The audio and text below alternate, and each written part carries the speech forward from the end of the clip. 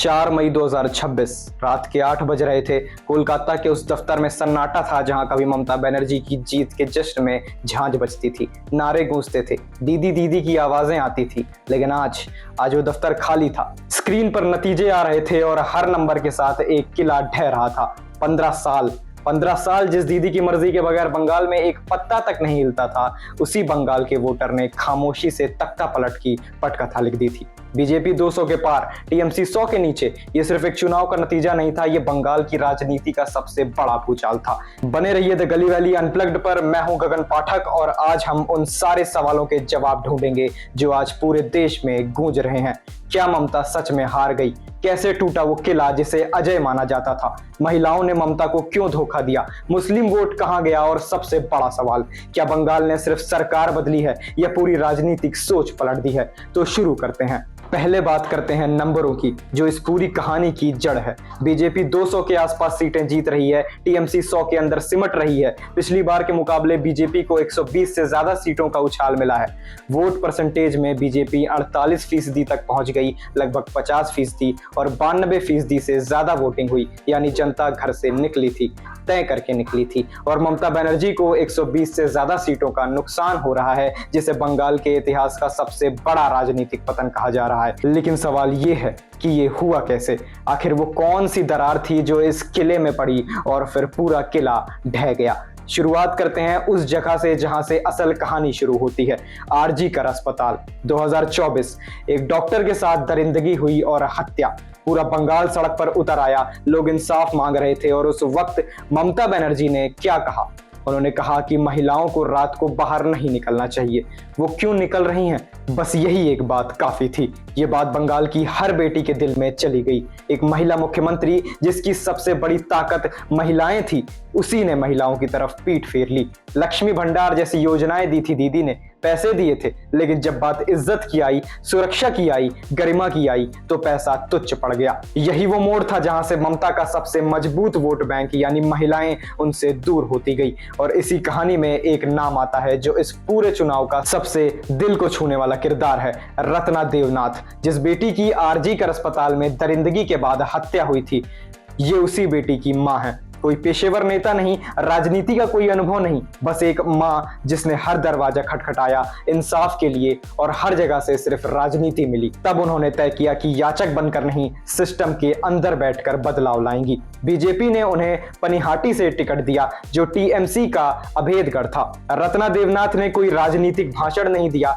बस एक मां का दर्द रखा लोगों के सामने। उनके आंसू, उनकी तस्वीरें, उनकी एक बात की, मेरी बेटी के लिए इंसाफ और आपकी बेटियों के लिए सुरक्षा, ये बंगाल की करोड़ों महिलाओं के दिल में उतर गई। 20,000 से ज्यादा वोटों से जीत हुई। सोशल मीडिया पर लोग लिख रहे हैं, if the system fails be the system.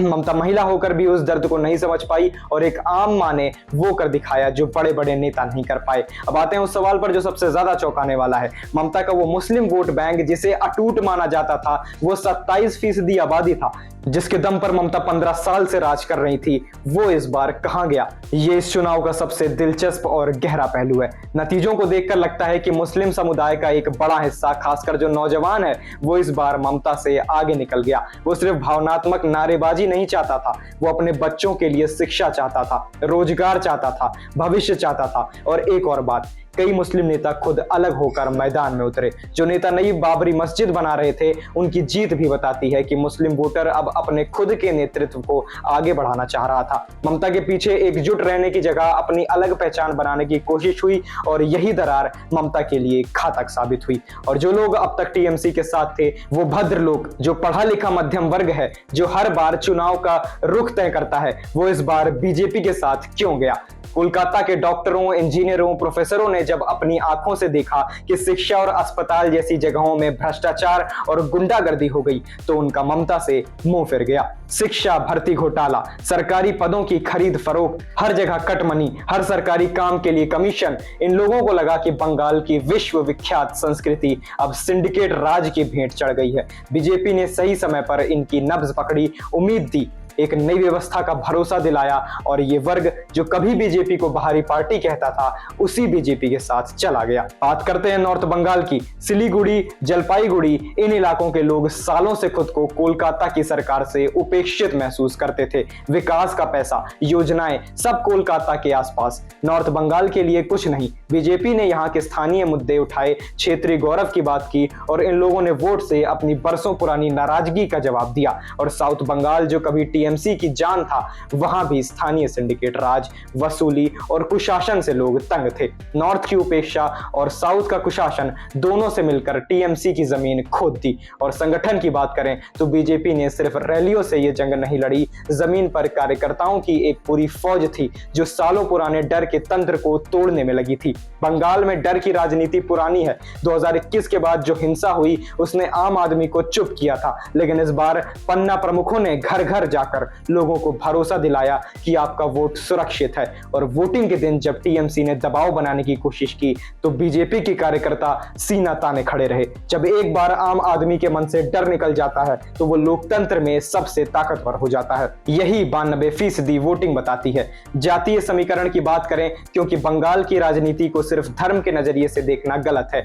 Matua, नाम शूद्र और राजवंश जैसे बड़े समुदाय ने इस बार बीजेपी को जमकर समर्थन दिया। इन लोगों को लग रहा था कि वो सिर्फ इस्तेमाल किए जा रहे हैं, उनके असली अधिकारों पर ध्यान नहीं है। पिछड़े वर्ग यानी ओबीसी में भी टीएमसी के खिलाफ नाराजगी चरम पर थी। बीजेपी ने इन वर्गों की जमीनी समस्याओं को केंद्र बनाया, मान सम्मान दिया और जब ये वर्ग टीएमसी से विमुख हुआ तो पूरा चुनावी समीकरण बिखर गया। और अंत में वो वजह जो शायद सबसे ज्यादा असरदार रही, प्रवासी मजदूर। बंगाल के लाखों नौजवान काम की तलाश में दिल्ली, मुंबई, गुजरात गए हुए हैं। उन्होंने वहां देखा कि बाकी भारत कितना आगे बढ़ रहा है और जब चुनाव के वक्त वो वापस लौटे तो अपने साथ एक नई सोच लेकर आए। उन्होंने अपने घर वालों को बताया कि बाकी राज्यों में फैक्ट्रियां हैं, नौकरियां हैं, तरक्की है, बंगाल वहीं खड़ा है। ये वोट सिर्फ पार्टी बदलने का नहीं था, ये अपने घर में सम्मान के साथ वापस आने का सपना था। बीजेपी ने डबल इंजन सरकार का नारा दिया और इन मजदूरों को यकीन हुआ। पलायन का दर्द, घर वापसी की तड़प, इसने इस बार चुनाव में बड़ी भूमिका निभाई। तो इस पूरी कहानी का निचोड़ आखिर क्या है? ममता की हार एक दिन में नहीं हुई, ये कई सालों से धीरे धीरे बन रही थी। वैसे ही जैसे 34 साल के लेफ्ट को उखाड़ा था, वैसे ही जैसे कोई मजबूत इमारत को दीमक चाटती है। बाहर से मजबूत दिखती है लेकिन अंदर से खोखली हो जाती है।